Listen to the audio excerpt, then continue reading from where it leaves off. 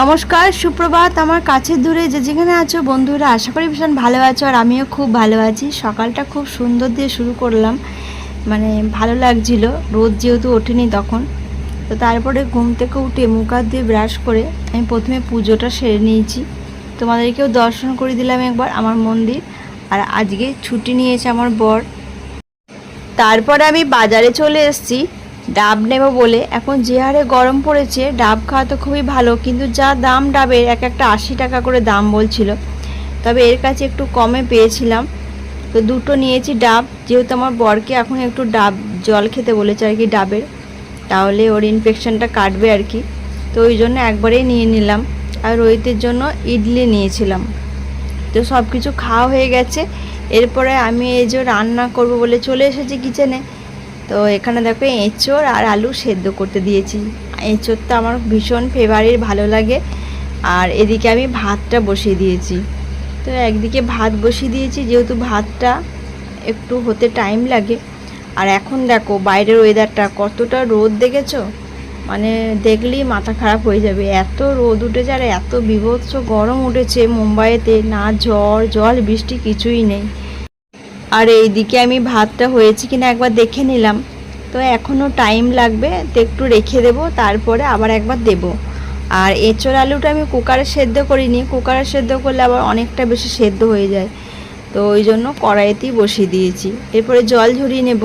তো তারপরে দেখো যেমন স্বাভাবিকভাবে এঁচোড়ের সবজি বসাই সেইভাবেই আমি রান্নাটা করছি। এঁচোড় আলুটা ভেজে নিয়েছিলাম, তারপরে সব কিছু মশলা দিয়ে এটা নাড়াচাড়া করছি। আর এদিকে ডিমটা আমি সেদ্ধ করতে বসিয়ে দিয়েছি। ডিমের কারি করব, মানে পোস্ত আর সর্ষে দিয়ে করব। আমার ছেলে যেহেতু পেঁয়াজ খেতে চায় না, ওই জন্য সর্ষে পোস্ত দিয়ে করলে ও খেয়ে নেয়, মাছ দিয়ে বলো তাতে ডিম বলো। আর এখানে আমের চাটনি করব, তার জন্য আমগুলো আমি কেটে। আর এই গ্রীষ্মকালে দেখবে আমের ডাল, আম টক খেতে ভীষণ ভালো লাগে। আর আজকে আমার বর ছুটি নিয়েছে আর কি, কিছু কাজের জন্য, ওর যেহেতু শরীরটা খারাপ তার জন্য। তো ওই জন্য বাড়িতেই আছে আজকে। আর ওদিকে আমি রান্না প্রায় হব হয়ে গেছে, তাই অনেক দিন চুলে কিছু লাগানো হয়নি। আর বর্ষাকাল পড়ে যাবে আমাদের আর কিছুদিন পরেই, তখন আবার লাগালে আমার এত ঠান্ডা লেগে যায়, তাই ভাবলাম চলো একটু চুলে প্যাক লাগিয়ে নিই। এখানে প্যাক বলতে দই আর মধুই লাগিয়েছি আমি, এটা ভালো করে ফেটিয়ে নিলাম। চুলটা অনেকটা খারাপ হয়ে গিয়েছিলো, তাই ভাবলাম চলো একটু লাগিয়ে নিই। তো কেউ লাগিয়ে দিলে দেখবে বেশি ভালো হয়, কিন্তু কেউ তো আর নেই, নিজে নিজেই লাগিয়ে নিচ্ছি। তো তারপরে আমি ধুয়ে শ্যাম্পু করে নিই।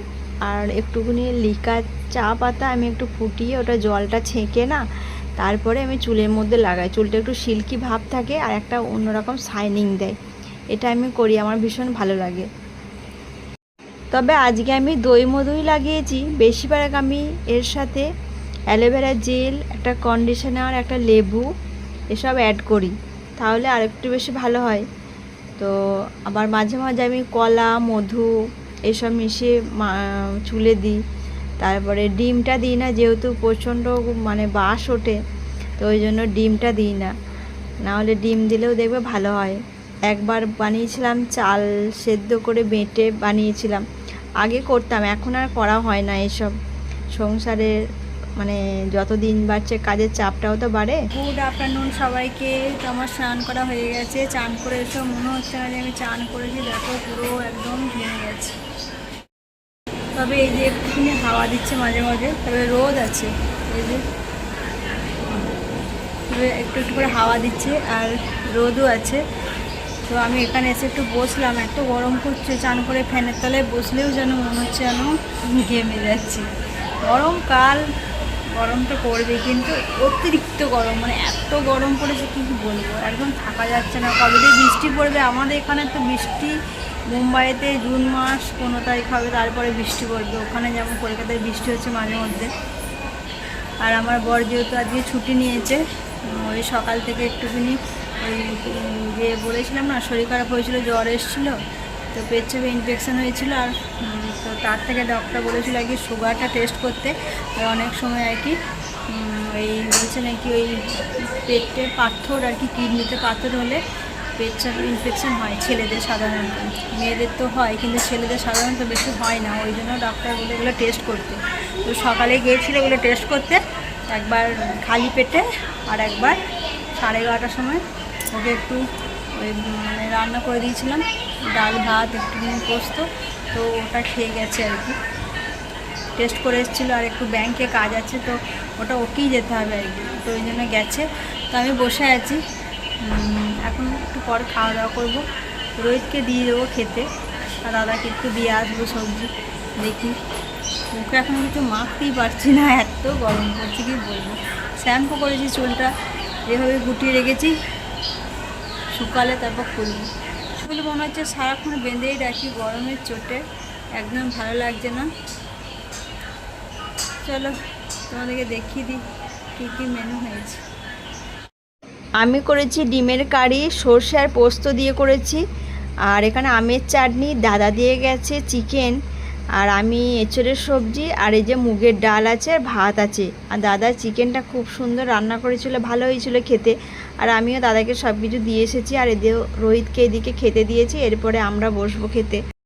এখন প্রায় ঘড়িতে 4টের মতো বাজছিল। আমি একটু টক দই খাচ্ছি, আমার চিনি দিয়ে খেতে ভীষণ ভালো লাগে। কার কার ভালো লাগে বলো তো, আমাদের এখানে তো মিষ্টি দই পাওয়া যায় না চট করে। আর এদিকে রোহিত ফোন দেখছে, আর আমরা ঘুমোইনি, এদিকে আমার বর ঘুমাচ্ছে। তো দেখো এখন বিকেল হয়ে গেছে, একটু মার্কেটে এসছি, মানে বেড়াতে এসছি একটু বেরোবেরি করতে।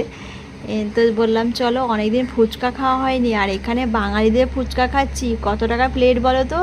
45 টাকায় 6টা ফুচকা দিয়েছে, বুঝতে পারছো কতটা দাম। খেতে খুবই টেস্টি, কিন্তু এত টাকা দাম দিয়ে খেতে গেলে প্রচণ্ড গায়ে লাগে। তো আমি এখন খেয়ে নিচ্ছি, কি করব, ফুচকা দেখে তো আর জিভে জল চলে আসে। তো আমাদের এখানে মুম্বাইতে নর্মাল যে ফুচকাগুলো সেগুলো 25 টাকা করে প্লেট, কিন্তু আমার এতটা ভালো লাগে না। আমাদের ওখানে যে ফুচকার একটা আলাদা টেস্ট, আলু দিয়ে তেঁতুলগুলায় জল দিয়ে থাকে, এখানে তো আলাদা একদম। এটা সে মোটর কলাই ঘুগনি দিয়ে বানায় সবজিটা, তারপরে আলাদা আলাদা জল ফ্লেভারের।